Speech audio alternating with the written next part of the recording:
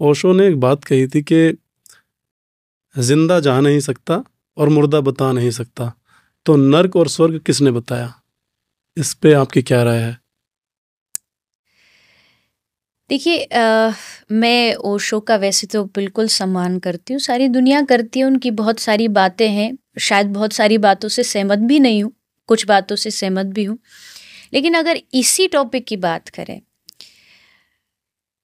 कुछ चीज़ें जो होती है ना वो इसीलिए लिखी जाती हैं क्योंकि एक शुरुआती परंपरा दौर चलता हुआ आया है। भागवत में जो बातें लिखी हुई हैं आज 5000 साल बाद भी वो बातें एग्जैक्ट वही सच हो रही हैं, सत्य हो रही। कई चीज़ होती है ना, उनका आप लॉजिकल वे में प्रूफ नहीं मांग सकते। हमारी माँ ने कहा ये तेरा पिता है, ये तेरा बाप है, हमने डीएनए टेस्ट नहीं कराया, हमने मान लिया क्योंकि हमारी माँ ने कहा।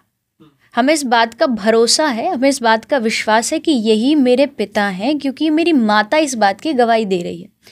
उसी तरह हमारे जो गुरु होते हैं, जो मेंटोर होते हैं, जो ऋषि महात्मा होते हैं, ये एक तरीके की हमारी माँ है, हमको जन्म देते, जीवन देते।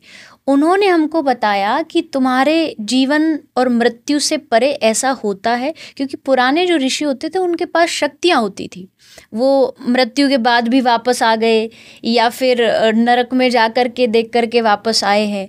देवी देवता जो होते हैं उनको एक आज़ादी होती है कि वो कहीं भी जा सकते हैं, तो उनके द्वारा उनको जो अनुभव हुआ वो उन्होंने अपने शास्त्रों में लिखा है और इस पर 000% भी किसी को शक नहीं करना चाहिए। क्योंकि जो शास्त्र होते हैं, जो धर्म होता है, वो हमें एक आकार देता है, हमें एक आकृति देता है।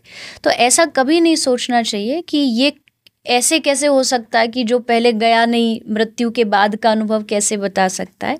वो सब जिन्होंने अनुभव किया है उन्होंने वो शास्त्रों में लिखा है। फॉर एन एग्जाम्पल, हम स्कूल जाते हैं, हमें साइंस पढ़ाई जाती है, साइंस में जो जो चीज़ हमें बताई जाती है, CO2 मिलके ये होता है, कार्बन डाइऑक्साइड से ये होता है, तो हम मानते हैं क्योंकि किसी ने एक्सपेरिमेंट किया है पहले, ऑलरेडी उस पर एक्सपेरिमेंट हुए हैं, हमें वो इजी बता दिया गया है। तो ये जितनी भी शास्त्र की बातें हैं, नरक स्वर्ग, ये सब पहले एक्सपेरिमेंट हो चुकी है, उसके बाद हम तक पहुंचाई गई। कोई